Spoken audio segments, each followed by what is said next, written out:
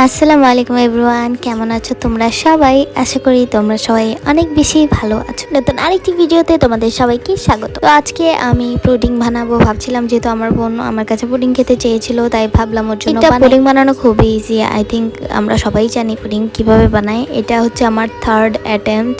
আমি প্রথমবার যেদিন বানিয়েছিলাম ওদিন অনেক বেশি মজা হয়েছিল, তারপরে দ্বিতীয়বার একটু খারাপ হয়েছিল, মানে আমার কাছে অতটা ভালো লাগেনি, একটু শক্ত হয়ে গেছিলো।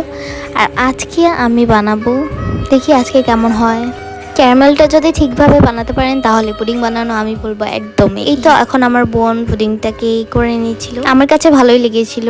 আর এখন আমার বোনকে আমি দেখতে পারছো লেয়ারটা, এখন আমি আমার বোনকে এটা খেতে দিব, দেখবো ওর রিয়েকশন কি হয়। আর আম্মুও বলেছিল অনেক বেশি মজা হয়েছে। সো এই পুডিংটা বানাতে আমি মোট 3টা ডিম দিয়েছি। যদি আপনারা বেশি বড় বানাতে চান তাহলে আর একটু বেশি বাড়িয়ে দিবেন ডিমের পরিমাণটা আর দুধের পরিমাণটা। আর যদি আর একটু ছোটো বানাতে চান তাহলে আর একটু কম পরিমাণে দিবেন, সাথে একটু লবণও দিয়ে দিবেন আর ভ্যানিলা এসেন্স। তো জাস্ট ওর রিয়াকশনটা দেখবো। আসলে অনেক মজা হয়েছে। না আমি তো কথা কই না, পারফেক্ট ঠিক আছে না, একদম পারফেক্ট হয়েছে, একদম নরম। তারপরে মিষ্টি, ও একবার বানিয়েছিল অনেক মিষ্টি, বাট এবার একদম পারফেক্ট। ও যে কয়বার মজা হয়েছে বলেছে। তো আজকের ভিডিওটি এ পর্যন্তই। আল্লাহ হাফেজ।